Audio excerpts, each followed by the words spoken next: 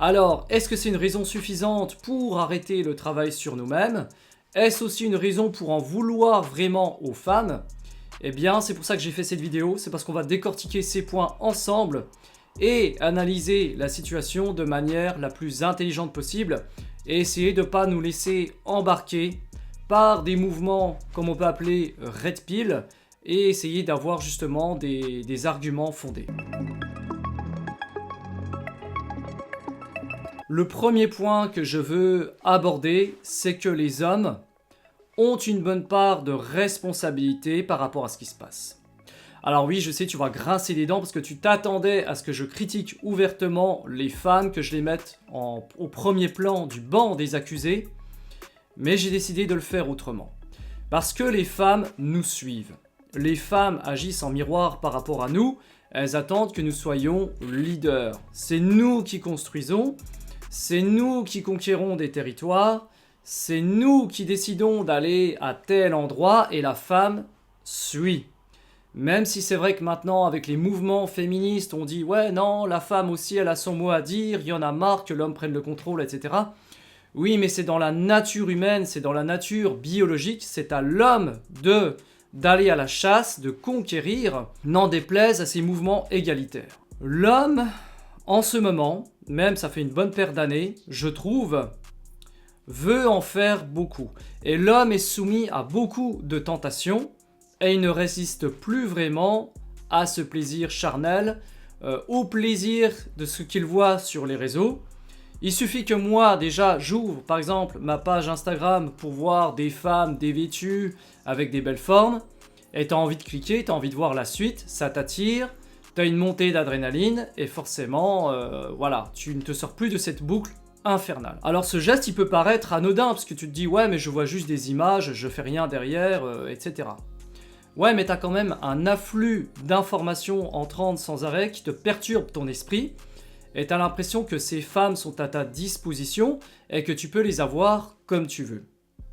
Sauf que ce n'est absolument pas le cas dans la réalité, parce que ces femmes, bien souvent dans la vraie vie, tu ne peux pas les côtoyer, et si tu les côtoies, eh bien là tu ressens ce manque de confiance en toi, ce manque d'aplomb, ce manque, j'ai envie de dire, de testostérone. D'ailleurs, je pense qu'une très bonne démarche pour commencer, pour nous, hommes, serait de cesser définitivement de s'adresser aux femmes sur les réseaux avec des messages type « t'es belle », contacte-moi, etc. J'avais déjà fait un short cette semaine là-dessus, mais je profite de l'occasion de cette grande vidéo pour revenir dessus.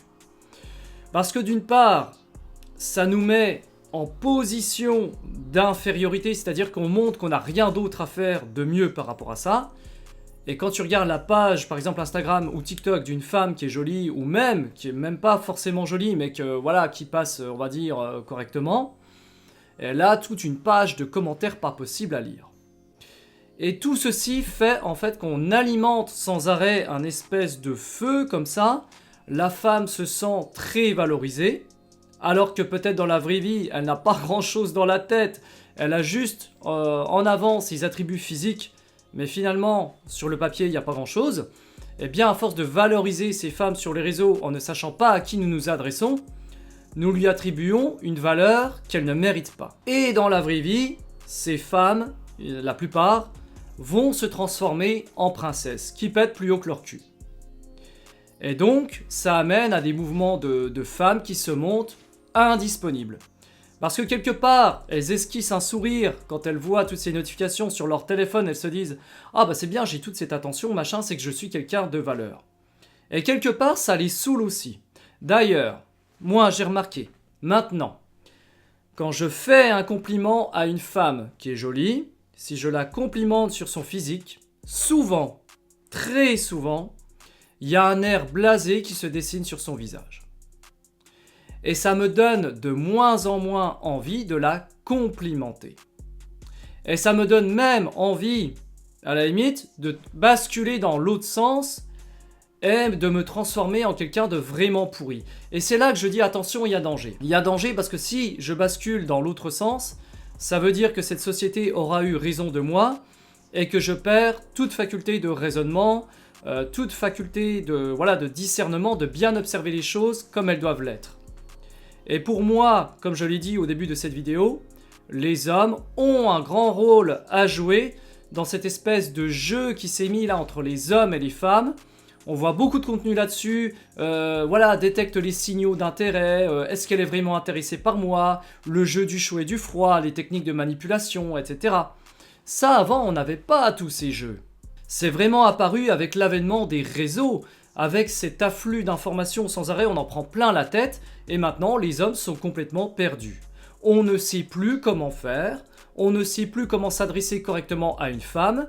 De plus, on a eu des mouvements de contestation, de harcèlement, je vais pas aller au bout du mot, mais voilà qui s'est dessiné. Et les hommes, maintenant, ont peur. On a peur d'approcher les femmes. Et puis, on en perd notre masculinité, bordel. Et pour moi, ça, c'est vraiment dramatique. Et puis aussi, il faut dire que on est dans une espèce de pollution ambiante. On a de la malbouffe. On est de plus en plus crevé, on fait des jobs qui ne nous conviennent pas, on a des décisions de plus haut qui sont de plus en plus débiles, donc tout ceci n'aide pas non plus dans notre construction, pour avoir des hommes avec une armature solide. C'est vrai qu'à l'époque de nos parents, de nos grands-parents, il y avait quand même du mieux. Il n'y avait aussi pas tout cet excès de réseau, donc il y avait certainement moins d'affluence, moins de pollution de l'esprit. Et c'est là que je veux en venir. Il va falloir faire un tri vraiment de l'information de ce qu'on voit sur les réseaux.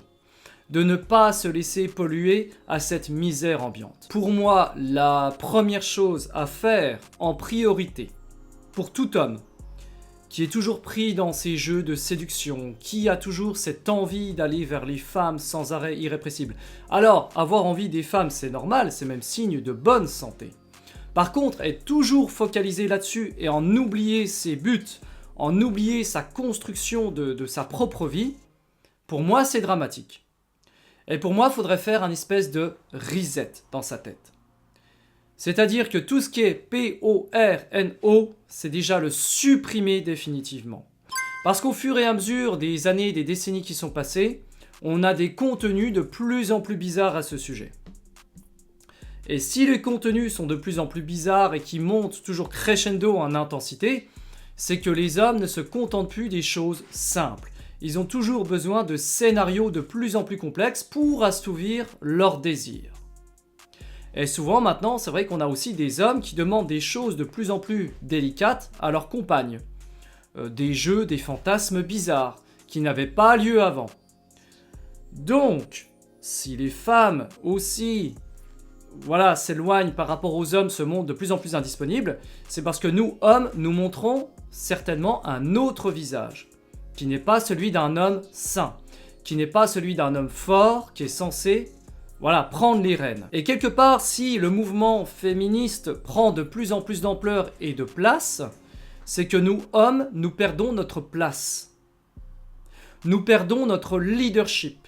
Nous avons perdu notre énergie masculine, notre essence, au détriment du plaisir, j'ai même pas envie de dire charnel, puisque quelque part, on se contente de choses sur des réseaux, sur des images, qui nous ont complètement pété la tête. Il est donc temps déjà de faire un jeûne, on parle souvent de jeûne alimentaire, moi je te parlerai d'un jeûne de l'esprit à ce sujet. Il faut remettre les compteurs à zéro. Et si tous les hommes font cette démarche pour moi de remettre leur compteur à zéro, de se concentrer sur leur énergie masculine, de se concentrer sur leur projet, eh bien les hommes vont déjà commencer par diffuser une image différente. Si les hommes arrêtent de solliciter les femmes sur leur physique, sur leur réseau, mais qu'au contraire ils envoient des messages qualitatifs, c'est un peu comme si tu avais une entreprise A, B, C, D et que tu envoyais toujours la même lettre à ces différentes entreprises. Tu ne te distingues pas, tu ne personnalises pas ton offre, ce que tu as à offrir. Par contre, si une femme, par exemple, sur un réseau, tu la trouves jolie, bien sûr, effectivement, en premier lieu, c'est toujours le physique. Mais si elle propose quelque chose qui t'intéresse beaucoup, que tu la vois jouer d'un instrument, que tu la vois sur une scène de théâtre, que tu la vois s'exprimer et que là, ça te bouleverse, ça t'intéresse et que tu la contactes par rapport à ça et non que par rapport à un physique, là, ça devient de plus intéressant. Parce que tu vas adresser ton message de manière personnelle. Tu vas peut-être lui dire quelque chose du style « Tu m'as beaucoup touché avec cette représentation, etc. » Et là, ce seront des messages beaucoup plus qualitatifs. Et pas seulement sur un simple physique à dire « t'es belle ». Et déjà, on va donc éliminer à l'appel une bonne partie des messages qui sont inutiles. Et il n'y aura plus cet afflux pour elles de messages qui vont les faire sentir vraiment plus hautes que ce qu'elles devraient être. C'est pour ça aussi que quelque part, ces histoires de séduction, de jeu me fatiguent. C'est parce qu'on complexifie de plus en plus nos approches, on essaye d'avoir vraiment des manuels de psychologie pour décrypter des signaux, alors que les choses pourraient être beaucoup plus simples que ça.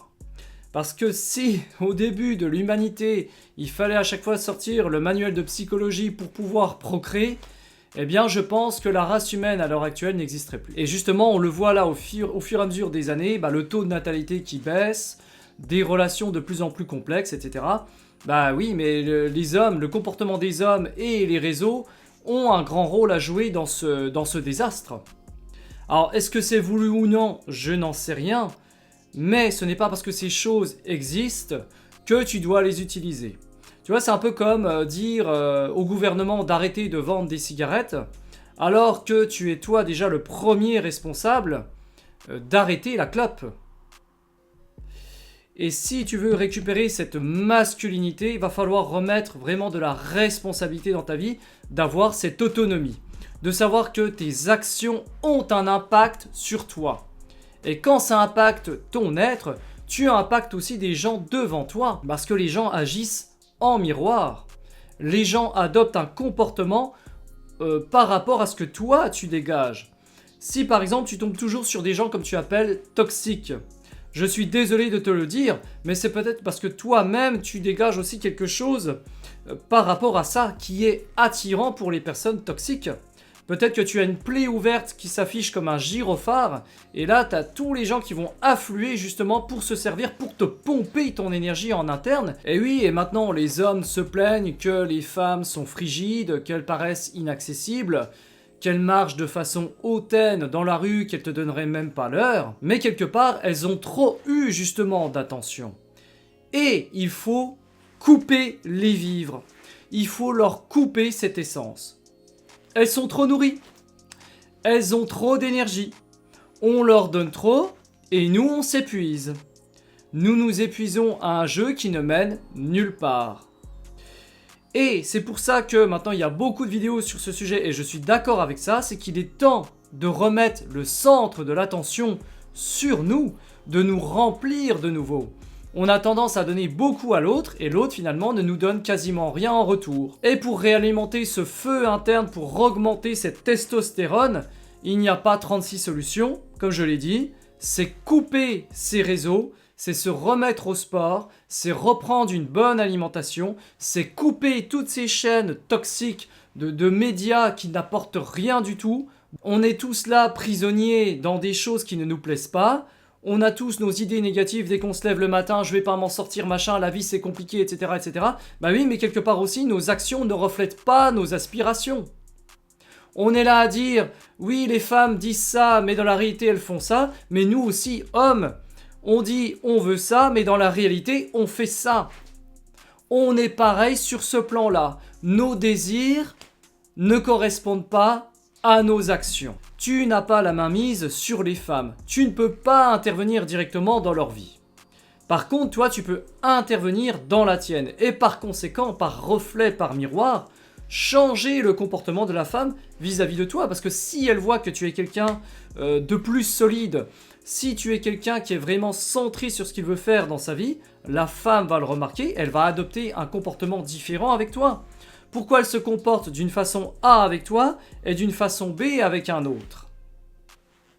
Parce que la personne B a certainement une attitude qui est différente par rapport à la tienne. Et ça, moi, je l'ai compris sur le tard. J'ai compris qu'il fallait que je change mon comportement justement pour que les autres changent le comportement vis-à-vis de moi. Donc, est-ce que avec tout ce qui se passe actuellement, c'est une raison suffisante pour décider d'arrêter de parler aux femmes, d'arrêter d'essayer d'avoir quelqu'un? Non, absolument pas. Par contre, il faut vraiment que ton énergie soit principalement dirigée vers ce que tu souhaites faire de ta vie, parce que je pense que tu as des choses prioritaires à gérer, comme tes revenus, comme ta santé, comme ton énergie. Et une fois que tout ceci est en place, vraiment là, tu pourras voilà, t'adresser aux femmes, mais de façon plus saine, plus énergique. Et tu vas attirer certainement aussi des gens qui sont dans ton état d'esprit. Parce que si à chaque fois on tombe sur des personnes entre guillemets toxiques qui ne nous conviennent pas, je suis désolé, mais c'est parce qu'on n'a pas fait, nous, notre ménage en interne. Il faut donc d'abord nettoyer notre maison avant d'accueillir des visiteurs de qualité.